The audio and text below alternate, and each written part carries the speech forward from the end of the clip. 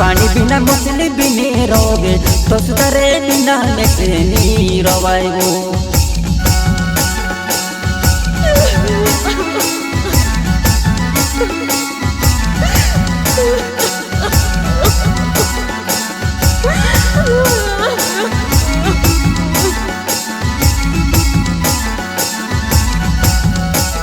पूरी जिंदगी भी रोवे पूरा दोरो भी रोवे भरोसा रख दी जोसमा भरोसा रख दी वो।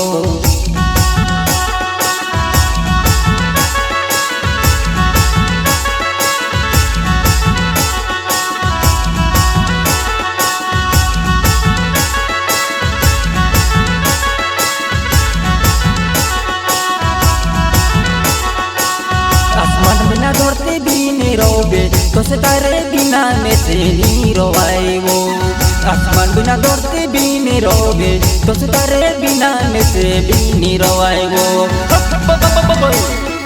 सिंगर सुमरिया सोलंकी ग्राम कालाखेत वाले।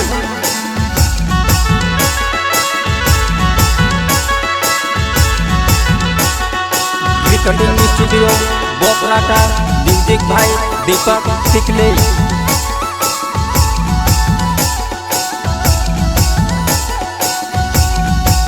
आसमान बिना धरती भी नहीं रोवे तो सितारे बिना में से भी नहीं रोवाए वो। आसमान बिना धरती भी नहीं रोवे तो सितारे बिना में से भी नहीं रोवाए वो।